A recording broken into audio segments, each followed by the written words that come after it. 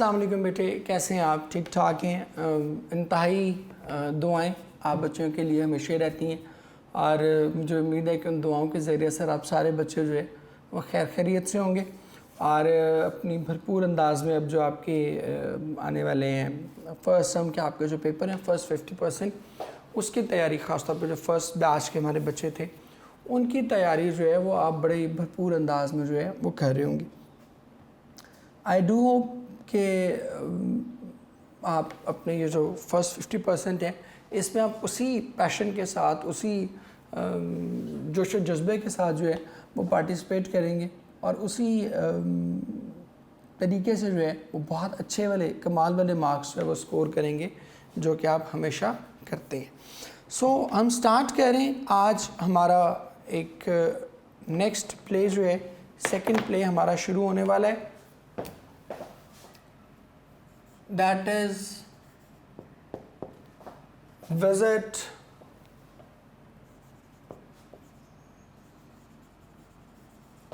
to a small planet, एक छोटे से सैयारे का दौरा। ये अगर हम इसके जॉनरा की बात करें, टाइप की बात करें कि ये किस टाइप का प्ले है, तो it is basically science fiction है। साइंस फिक्शन क्या होती है हम ऑलरेडी पढ़ चुके हैं, डार्क देवर एंड गोल्डन आइड। ये दूसरी आपकी साइंस फिक्शन है। जो फिक्शन तो हम 3 बार बल्कि पढ़ चुके, तीसरी बार ये हम पढ़ने जा रहे हैं। इससे पहले आपने फिक्शन पढ़ी थी डार्क देवर एंड गोल्डन आइड में, वो साइंस फिक्शन ही थी। फिर आपने एक फ़िक्शन पढ़ी पोइम में भी, आज़िमांडियस एक फ़र्जी स्टोरी उसने तख्लीक की, वो भी फ़िक्शन थी।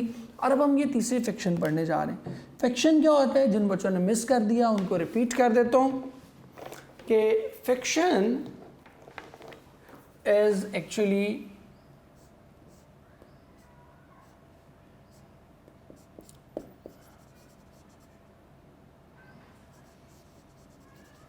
It is an imaginary story.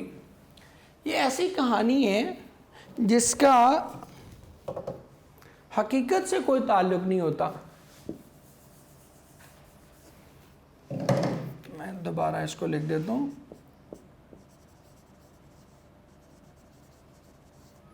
Imaginary story है, और अगर ये इमेजिनरी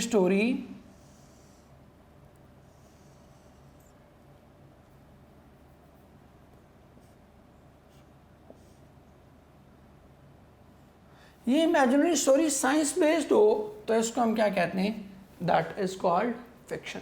तो ये जो स्टोरी है आपकी visit to a small planet, that is also a fiction, एक फिक्शन है। और पहले की तरह जो है, जैसे हमारा पहले प्ले था, उसी तरह ये भी क्या है, वन एक्ट प्ले है। एक ही कहानी में जो है वो सारे, एक ही सीन में जो है वो सारे किरदार जो हैं वो क्या होंगे, वो समेट दिए जाएंगे। बेसिक थीम क्या है इसमें, जो स्मॉल प्लैनेट है दैट इज़ आवर अर्थ, ये ज़मीन की तरफ रेफ़र किया जा रहा है। और जो इसका मेन कैरेक्टर है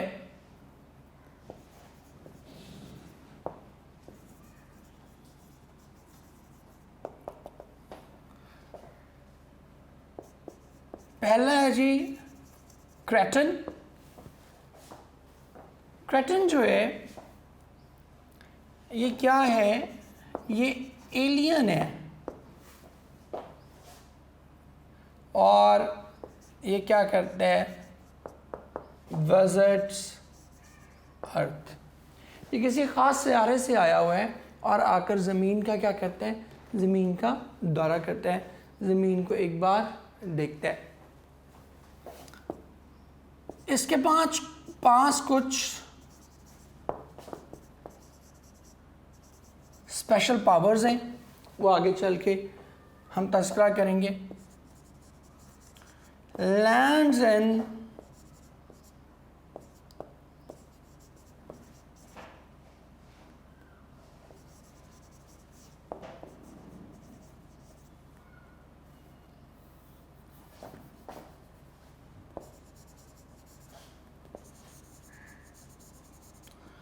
मिसेस स्पेल्डिंग का एक रोज़ गार्डन है, मिसेस स्पेल्डिंग अभी इसका तज़किरा आ जाएगा, उसके घर आकर जो है वो लैंड करता है और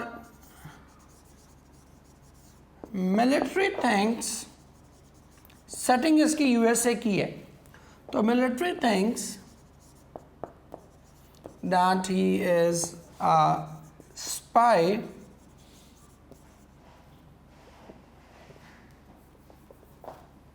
and tries to arrest him. Military वाले ये समझते हैं कि ये कोई स्पाई है और वो उसको क्या करना चाहते हैं, उस क्या कोशिश करते हैं कि किसी तरह से उसको अरेस्ट कर ले, और अरेस्ट करने के लिए फिर जनरल पावर्स जो है वो भेजते हैं। तो जनरल पावर्स उसको अरेस्ट कर पाता है या नहीं कर पाता, ये हम at the end of the play पढ़ेंगे। इसके बाद जो नेक्स्ट इम्पॉर्टेंट कैरेक्टर है इस हवाले से,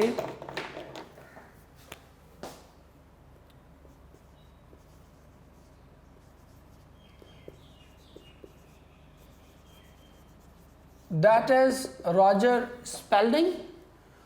रॉजर स्पेल्डिंग क्या है? अ स्टाउट पर्सन, एक हट्टा कट्टा और बड़ा ढीठ सा बंदा है क्या ये? बेसिकली न्यूज़ कास्टर है, ख़बरें वगैरह देते हैं, एंकर है बेसिकली, न्यूज़ कास्टर और कम एंकर, अपना शो जो है वो यहाँ पर चलाता है। तो उसी हवाले से जो है breaks the news of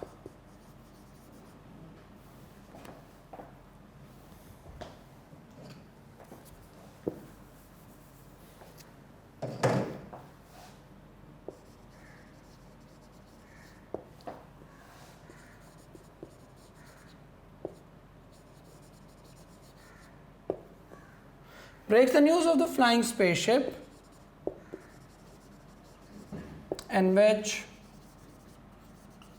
Cretan is traveling. लेकिन ये उसको ये नहीं पता होता कि ये कोई स्पेसशिप है या क्रेटन इसमें सफ़र कर रहे हैं। वो इसको क्या समझता है? वो मीटियोर समझता है। अभी आ जाएंगे हम।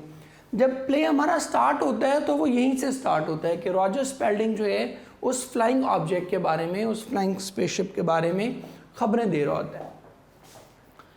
इसके बाद हमारा जो नेक्स्ट कैरेक्टर है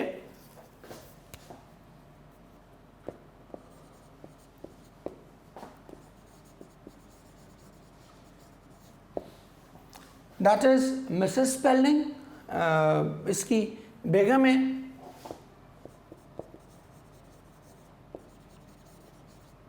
हाउसवाइफ है,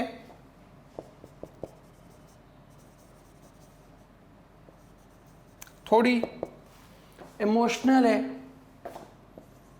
और साथ थोड़ी क्या है, लेजी भी है।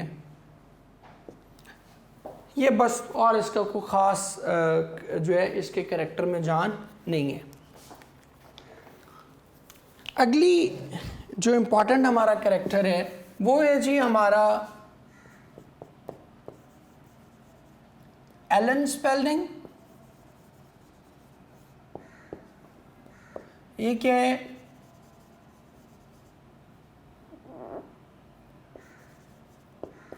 डॉटर ऑफ मिस्टर स्पेल्डिंग है।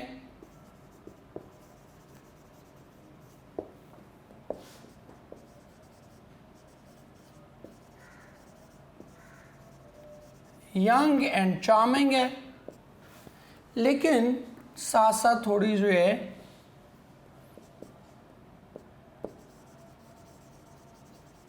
रेबेलियस एटीट्यूड है इसका। अपने बाप की जो है वो बातें नहीं मानती, उससे बहस करती है, उससे थोड़ा इख्तलाफ रखती है, उससे डिफरेंट ओपिनियन रखती है। और likes to marry John. John उसके एक दोस्त है, उसका फ्रेंड है, उसके साथ जो है वो शादी करना चाहती है, और इस बात पे भी जो है वो इसके बाप के साथ जो है वो झगड़ा होता है। नेक्स्ट कैरेक्टर जो हमारे सामने है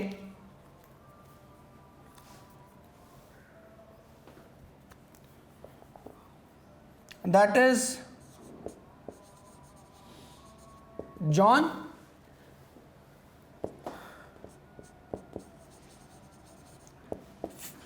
John is the friend of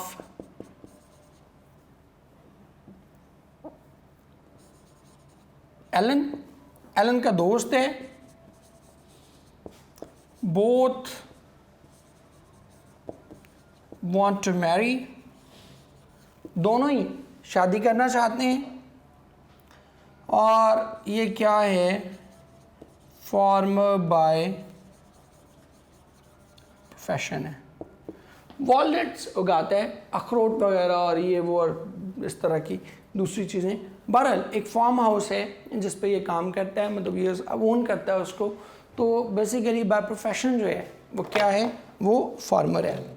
next character जो है वो हमारे पास है जी जनरल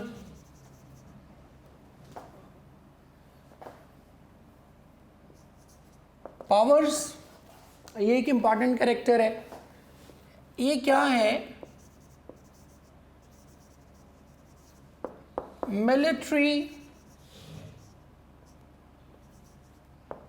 मिलिट्री ऑफिसर है, और comes to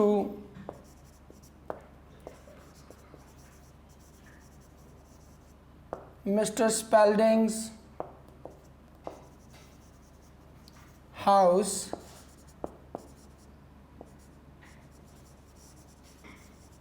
to investigate from Creighton or to arrest him, कि वो उस इन्वेस्टिगेशन के लिए आता है और साथ साथ उसकी नीयत होती है कि वो उसको अरेस्ट भी करे। और आके इसकी फिर बड़ी एक हीटेड डिस्कशन जो है वो क्रेटन के साथ हम देखते हैं कि क्रेटन ठीक ठाक इसकी जो है उसके साथ डिस्कशन होती है, and that is perhaps the longest part of the play. ये जो है ये एक्चुअली समझता है कि things that क्रेटन is a spy. कहते हैं कि ये कोई स्पाई है जो किसी दूसरे मुल्क ने, हमारे दुश्मन मुल्क ने हम पर हमले से पहले जो है वो भेजा है। तो ये, और इसके बाद बल्कि मैं पूरा आपको इसका जॉन का पूरा नाम भी लिख दूं, ये है जॉन रेंडोल्फ, इसका कंप्लीट नेम जो है। एलन स्पर्लिंग तो मैंने लिख दिया ऑलरेडी। तो वो ये समझता है कि ये एक स्पाई है। और लास्ट एक कैरेक्टर है हमारा एड, इसको एड ही पढ़ते हैं, ठीक है। इसका और कोई रोल नहीं है सिवाय ये कि he is the assistant of general powers, and बस आगे लिखने की भी ऐसी ज़रूरत नहीं है कि ये जनरल पावर का असिस्टेंट है। और जब वो उसको रेड करता है मिस्टर स्पेल्डिंग के घर को, तो ये हर वक्त क्या करता है, ये उस पूरा वक्त जो है वो मौजूद रहता है और जनरल पावर्स के ऑर्डर्स जो है उनको कैरी करता है, उनको ओबे करता है। तो ये कुछ सीन है।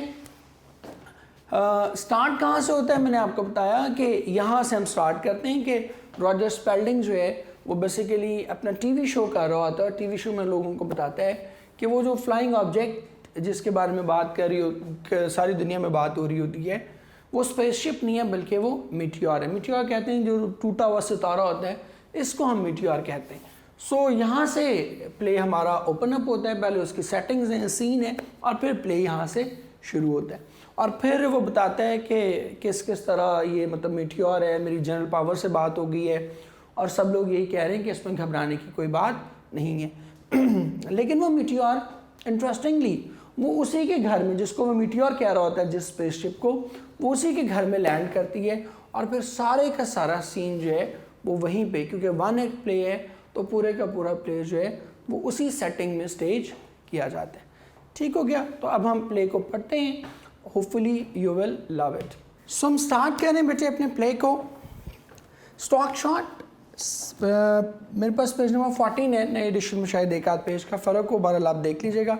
सबसे पहले मैंने आपको बताया था कि प्ले में हम क्या करते हैं, सीन डिस्कस करते हैं कि जो स्टेज का जो मंजर है वो क्या है, और स्टॉक शॉट भी जो आपका इक्विपमेंट स्टेज पे पड़ा होता है ना, कि स्टेज पे क्या क्या चीज़ें रखी हुई हैं, उसको हम जो है वो क्या कहते हैं, उसको स्टॉक शॉट कहते हैं, स्टॉक शॉट कहते हैं, sorry. The night sky stars then slowly a luminous objects arcs into view. Arcs कहते हैं यूँ तैरते हुए, दायरे में तैरते हुए आपकी नज़रों के सामने आना। ल्यूमिनस कहते हैं ब्राइट। मैं लिख भी देता हूँ आपके लिए, हमें पता है कि हमने क्या लिखने हैं, इधर लिखने हैं मनी, इधर लिखने हैं सिनोनिम्स, और इधर हमने क्या करना है, इधर हमने अपना ग्रामर का काम करना है।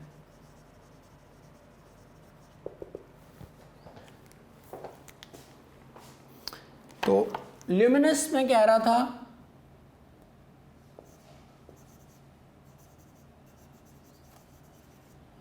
ल्यूमिनस कहते हैं रोशन, चमकदार। इंग्लिश में आप इसको कहते हैं ब्राइट, बीमिंग, ग्लेमिंग, ये सारे वर्ड्स आप इसके लिए यूज कर सकते हैं। Then slowly luminous objects arcs into view, कहते हैं कि फिर एक जो चमकदार चीज़ है वो दायरे की शक्ल में घूमती हुई जो आती है, as it is almost upon us dissolves into the living room of the Spalding house in Maryland. Maryland उनकी एक रियासत है, तो मैरीलैंड में स्पेल्डिंग के घर के बिल्कुल सामने वो क्या करती है, नीचे डिज़ोल्व हो जाती है। सुपर इम्पोज कार्ड, और पीछे सुपर इम्पोज बड़े ब्राइट वर्ड्स में जो है वो लिखा हुआ है the time, the day after tomorrow. Time क्या है, परसों का। The room is comfortably balanced between expensively decorated and homely. Homely कहते हैं बड़ा जो एक मॉडरेट माइल्ड जो फर्नीचर होता है उसको कहते हैं, कि जो घर है उसमें एक्सपेंसिव चीज़ें भी पड़ी हुई हैं और आम सादा अशिया भी पड़ी हुई हैं। तो इन दोनों का एक बड़ा परफेक्ट कॉम्बिनेशन है कि ना कोई बहुत ज़्यादा महंगा एक्सपेंसिव फर्नीचर है और ना ही सारी की सारी चीज़ें जो है ना वो बिल्कुल फजूल हैं। महंगी चीज़ें भी हैं और फजूल चीज़ें भी हैं। So it is a balanced between very expensive things and very mild moderate things. Roger Spalding is concluding his TV broadcast, concluding, finishing, ending, कि वो अपनी जो टीवी ब्रॉडकास्ट है, टीवी शो जो है उसको ख़त्म कर रहे हैं। He is middle age unctuous. Unctuous कहते हैं बेसिकली फैट, रेजोनेंट कहते हैं लाउड, बहुत दबंग अंदाज में जो बोलने वाला, कि वो बड़ा हट्टा कट्टा और दबंग अंदाज में बोलने वाला शख्स है। हिज वाइफ बोर्ड एंड वेग, वेग कहते हैं लेज़ी। उसकी जो बीवी है, ये हमने भी डिस्कस किया कि वो जो है वो बड़ी बोरिंग सी और बड़ी लेज़ी सी खातून है।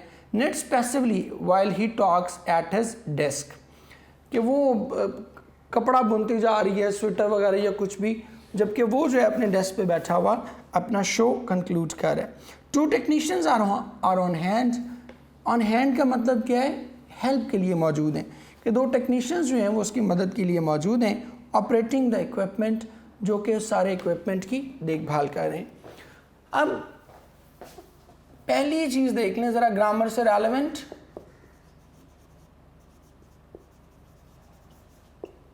इक्विपमेंट ये एक ऐसा नाउन है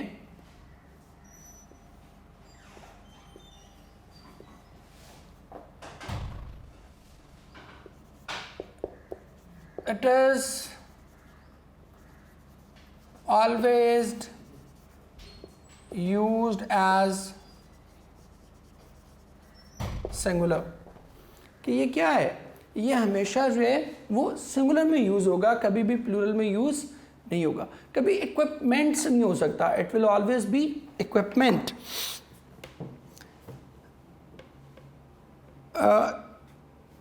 two technicians are on hand, कहते हैं कि 2 टेक्नीशियंस की मदद के लिए अवेलेबल हैं जो कि वो पूरा इक्विपमेंट ऑपरेट कर रहे हैं। His daughter Ellen, a lively girl of 20, मैंने आपको बताया था यंग है, चार्मिंग है, लाइवली है, एनर्जेटिक, एंथुसियास्टिक। और नॉर्मली बच्चे होते ही हैं, जैसे मतलब आप लोग अब ऑलमोस्ट टचिंग 20s पे, टचिंग 17-18 पे होते हैं, आप तो अभी प्री फर्स्ट ईयर हैं।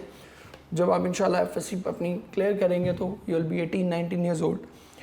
तो जो यंग बच्चे होते हैं, जो टीनेजर्स होते हैं, they are more often than not, they are passionate, they are lively, बड़े जोश और जज्बा उनमें बड़ा भरपूर होता है। फिजेस as she listen, fidgets basically कहते हैं बेचैन होना, रेस्टलेस, ठीक है। तो वो उसकी बात सुनते हुए क्या हो रही है, बेचैन हो रही है, उसको उसका शो जो है ना वो को पसंद नहीं आ रहा है। मैंने बताया था आपको कि उसका जो एटीट्यूड है वो बड़ा ही रिबेलियस एटीट्यूड है, वो अपने बाप के साथ कोई उसकी ख़ास बात जो है वो कहानी बनती नहीं है, इसीलिए वो उसकी बातें सुन सुन के क्या हो रही है, बेचैन हो रही है, एंग्शियस हो रही है। फिजेट्स कहते हैं एंग्शियस, डिस्टर्ब्ड, एनॉयड, इन मानों में हम उसको इस्तेमाल करते हैं। स्पेलिंग, अब स्पेलिंग माइक्रोफोन में कुछ कहता है, ये अब उसके डायलॉग्स हैं। And so, according to General Powers, who should know if anyone does, the flying objects which has given rise to so many irresponsible conjuncture मैं लिख देता हूँ आपके लिए,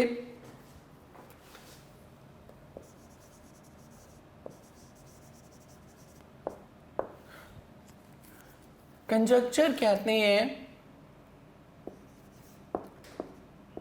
ख्यालात या बहस, फजूल बहस, गैस वर्क जिसको आप कहते हैं।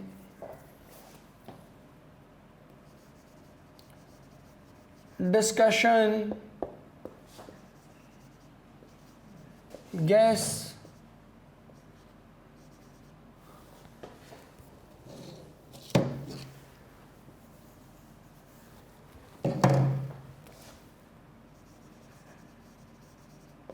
डिबेट,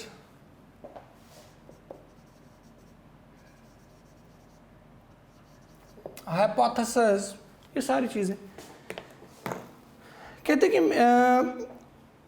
मेरी अभी जनरल पावर से बात हुई है और वही शख्स है जिसको सही बात पता हो सकती है। अगर यहाँ हमारे यहाँ किसी को कोई सही बात पता है तो that is only general powers. And according to him the flying object which has given rise to so many irresponsible conjuncture is nothing more than a meteor passing through the earth's orbit। कहते कि उसके बकौल ये जिस flying object को देख के, वही फ्लाइंग ऑब्जेक्ट जो स्पेसशिप है एक्चुअली, जिसको देख के लोग इतनी ज़्यादा गैर जिम्मेदाराना किस्म की गुफ्तगू कह रहे हैं, ये कुछ भी नहीं है, ये कोई स्पेसशिप नहीं है, बल्कि ये एक मीटियोर है, एक टूटा हुआ सितारा है जो कि ज़मीन के ऑर्बिट से जो है वो गुजर रहा है। It is not as many believe a secret weapon of this country. और कहते हैं कि जैसे कि बहुत से लोग ये समझ रहे हैं ना कि ये कोई खुफिया हमारे मुल्क का हमारे दुश्मन मुल्क का कोई खुफिया हथियार है, तो ऐसा नहीं है। Nor it is a spaceship as certain lunatic elements have suggested. Lunatic कहते हैं मैड, इनसेन, और ना ही ये कोई स्पेसशिप है जैसे कि बहुत से अहमक लोग जो है वो ये कह रहे हैं कि ये कोई स्पेसशिप है, तो स्पेसशिप भी नहीं है। General powers has assured me that it is highly doubtful that there is any form of life on other planets capable of building a spaceship। कहते हैं कि जनरल पावर्स ने मुझे यकीन दिलाया है कि दुनिया में और कोई ऐसी मखलूक नहीं है जो इस काबिल हो के स्पेसशिप बना सके। If any traveling is to be done in space, we will do it at first। कहते हैं कि अगर स्पेस में कोई ट्रैवल होना है तो सबसे पहले हम करेंगे। अब ये उस वक्त की बात है, ये उस वक्त का ऐसे लिखा हुआ है जब अभी स्पेस ट्रैवल जो है वो पॉसिबल नहीं था, पुराना लिखा हुआ है। And those are his exact words, और ये उसके बिल्कुल एग्जैक्ट वर्ड्स हैं। If any travelling is to be done, इस लाइन को उसने इन्वर्टेड कॉमास में लिखा हुआ है। Which winds up another week of news। winds up कहते हैं concludes, finishes, और इसके साथ ही ख़बरों का ये हफ्ता भी जो है वो ख़त्म होता है। crosses to pose with his wife and daughter, और वो दूसरी तरफ जाता है और अपनी बेगम और बेटी के साथ एक पिक्चर लेते हैं। This is Roger Spalding saying good night to mother and father America। mother and father America ये हम जैसे हमारे यहाँ इस्तेमाल होता है ना, मेरी अजीज़ माओं, बहनों, बेटियों, ठीक है, तो ये उस कॉन्टेक्स्ट में एक प्रोवर्ब है। मदर एंड फादर अमेरिका कि इसकी जो माएँ हैं इस मुल्क की, ये बाप हैं, उन सबको मेरी तरफ से क्या हुआ, अल्लाह हाफिज़। From my old homestead in Silver Glen, homestead कहते हैं टेम्प्रेरी होम जो है उसको कहते हैं, कि मेरे इस आर्जी घर जो कि सिल्वर ग्लेन मैरीलैंड में मौजूद है, यहाँ से मैं ये अपना वाइंड अप करता हूँ और आप सबको सलाम दुआ कहता हूँ। Close to the warm pulse beat of the nation, और मेरा ये जो घर है, ये अवाम या मैं और मेरी फैमिली और मेरा घर, इनके दिल जो है वो अवाम के दिलों के साथ धड़कते हैं। जैसे अमूमन हमारे न्यूज़ कास्टर वगैरह प्रोग्राम को वाइंड अप करते हुए कहते हैं कि अल्लाह आप सबको अपनी हिफ्ज़ अमान में रखे, मैं आपसे इजाज़त चाहता हूँ, अल्लाह हाफ़िज़, और इस तरह की चीज़। तो वो एक बेसिकली एक गुड नोट पर जो है एक बड़े मुस्कुराते हुए अच्छे अंदाज में अपने प्रोग्राम को क्या कह रहे हैं, वाइंड अप कर रहे हैं। तो आज के लिए बेटे हम इतना ही करेंगे इसमें से। इसके बाद हम आते हैं अपनी एक्सरसाइज पे। एक्सरसाइज नंबर 9 हमने करनी है फॉर्म ऑफ वर्ब की।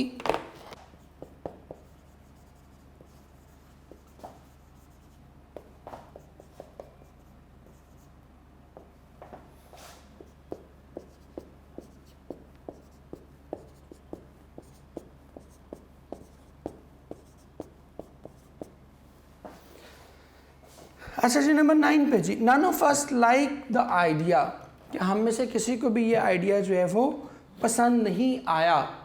ठीक है, अब या तो ये हो सकता है पसंद ना आया तो पास्ट हो जाता, पास्ट की तो यहाँ पर ऑप्शन ही कोई नहीं है, तो जब पास्ट के ऑप्शन नहीं है तो ये फिर इसका मतलब है रूटीन है कि हमें उसका ये आइडिया कभी भी पसंद नहीं आया। तो फिर हम क्या करेंगे, option B, likes the idea, क्योंकि रूटीन हैबिट को हम किस में एक्सप्रेस करते हैं, प्रेजेंट इंडेफिनिट में। नेक्स्ट देखें जी, she teaches us very well now. अब नाउ आ गया, नाउ क्या है, नाउ का मतलब है अभी अभी, करंटली कोई काम हो रहा है। तो करंटली जो कोई काम हो रहा हो उसको हम किस में करते हैं, इज टीचिंग, प्रेजेंट कॉन्टिन्यूस में। तो प्रेजेंट कॉन्टिन्यूस को यहाँ पर कौन सी फॉर्म यूज़ कर रही है, कौन सी फॉर्म रिप्रेजेंट कर रही है, is teaching, and is teaching is option A. So आप भी क्या लगाएंगे, ऑप्शन ए ही लगाएंगे। नंबर 3 पे, I receive a letter from your friend just now. ठीक है, जस्ट नाउ के अभी अभी मैंने कोई काम किया है, तो इट मीन्स कि अभी अभी काम क्या हुआ है, कोई मुकम्मल हो गया है। अब देखिए यहाँ पर दो ऑप्शन हो सकती थी, जस्ट नाउ, इसका मतलब एक तो ये भी हो सकता था प्रेजेंट कंटिन्यूस, लेकिन प्रेजेंट कंटिन्यूस के देखें नीचे उसने कोई ऑप्शन ही नहीं दी हुई। ठीक है, रिसीव्ड है, हैव रिसीव्ड है, हैड रिसीव्ड है, तो विल हैव रिसीव्ड है, तो प्रेजेंट कंटिन्यूस की कोई ऑप्शन। तो फिर दूसरी ऑप्शन हमारे पास जस्ट नाउ की क्या बनती है कि कोई काम अभी अभी मुकम्मल हुआ है। तो अभी अभी जो काम मुकम्मल होता है वो क्या होता है, वो प्रेजेंट परफेक्ट होता है, कि होता परफेक्ट ही है लेकिन अभी मुकम्मल हो गया होता है, माजी होता है लेकिन माजी करीब ही होता है। तो फिर क्या आएगा, have received just now, option just now.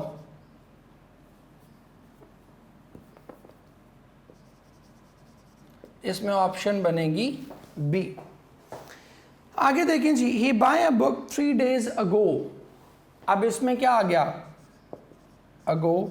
अगो क्या शो कर रहा है, पास्ट टाइम, वक्त गुजर गया। तो जो गुजरे वक्त के लिए हम क्या करते हैं, सेकेंड फॉर्म या पास्ट इंडेफिनिट। तो he bought, C option, he bought a book 3 days ago. When the phone bell rang, I have a bath. देखें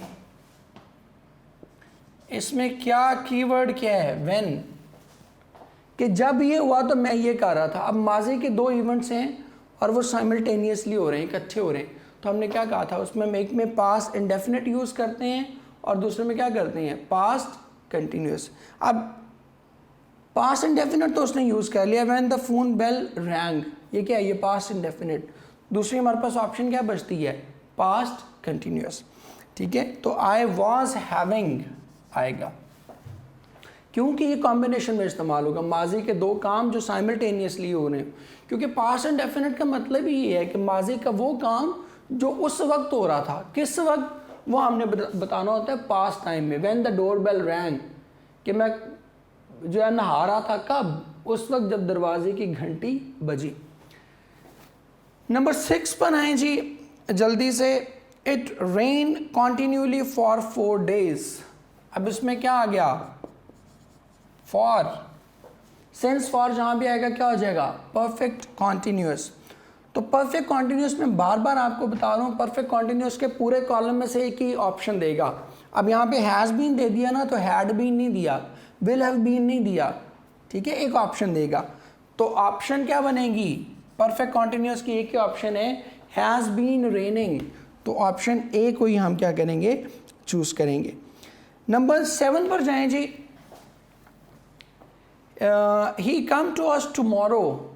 कल की बात हो रही है, फ्यूचर की बात हो रही है। यहां पर आपका कीवर्ड क्या बन जाएगा? The keyword would be tomorrow. तो ही विल कम, ठीक है, option B, he will come to us tomorrow. Number 9 पे जाए जी। Who knocks at the door, ठीक है। अब ये देखिए, हु हैज़ बीन नॉकिंग तो नहीं हो सकता, क्योंकि फिर आगे टाइम बताना पड़ता कि कब या मतलब कितनी देर से। Who has been knocking at the door for past 5 minutes, फिर तो सही था। हु विल बी नॉकिंग, वहाँ भी टाइम बताना पड़ता कि कौन किस वक्त नॉक कर रहा होगा। और who had knocked the door, यहाँ भी हमें, मैंने आपको बताया था कि पास्ट ऑफ द पास्ट होना चाहिए पर पास्ट परफेक्ट लगाने के लिए। तो एक ही ऑप्शन बचती है कि करंट टाइम में ये हो रहा है, तो क्या होगा? Who is knocking at the door, option A. और एक चीज़ और भी, एक और चीज़ से भी आप इसको देख सकते हैं कि ये सवाल आप कब करेंगे कि दरवाजे पे दस्तक कौन दे रहा है? करंट करेंगे ना। आप 10 साल पहले को तो नहीं पूछेंगे कि दरवाजे पे किसने दस्तक दी थी। आप क्या करेंगे? करंट टाइम में उसको पूछेंगे। If he had helped I would have passed. Number, ओहो सॉरी, मैंने 8 मिस कर दिया है, 8 ठीक कर ले बेटे। 8 ऑप्शन ना, ये 9 है करंट टाइम वाला ना, ये ठीक कर लीजिएगा मेरे बच्चों। करंट टाइम में ए था, ऑप्शन 8 और थी, वो थी दे स्टडी नाउ। नाउ अब आ गया तो क्या होगा? That will definitely be present continuous. तो प्रेजेंट कॉन्टिन्यूस की एक ही उसने ऑप्शन दी हुई है, they are studying now, B option. If he had help me I would have passed, ये कंडीशनल है। और कंडीशनल कौन सा है? That is third conditional. तो थर्ड कंडीशनल में क्या करते हैं? एक में हैड लगाते हैं और दूसरी क्लॉज में क्या करते हैं? वुड हैव लगाते हैं। अब हैड उसने पहले ही लगा दिया है, तो दूसरे में क्या लगेगा? Would have passed. तो लिहाजा यहाँ पर हमारी ऑप्शन भी क्या होगी? The correct option would be option B. ठीक हो गया बेटे। इसके साथ ही हम अपना आज का ये लेक्चर जो है इसको वाइंड अप करते हैं। आई डू होप कि आप सारे बच्चों ने बड़े अच्छे से समझ लिया होगा, और जो प्ले हमने स्टार्ट किया है उसको भी साथ साथ जो है वो हम फॉलो करते रहेंगे। थोड़ा सा लेंथी प्ले है, हमें 3-4 दिन लगेंगे मज़ीद इसमें, तो आपने उस पर जो है ना वो नहीं होना कि लो जी प्ले ख़त्म ही नहीं हो रहा। तो 3-4 दिन हमें लगेंगे और इंशाल्लाह हम उन 3-4 दिनों में अपने प्ले को जो है वो वाइंड अप कर लेंगे। टिल देन, कल के लिए आप बच्चों के लिए बहुत सी दुआएं, बहुत सी नेक ख्वाहिशात। जीते रहें, खुश रहें और इसी तरह हंसते मुस्कुराते और पढ़ते रहें। अल्लाह हाफ़िज़ मेरे बच्चे।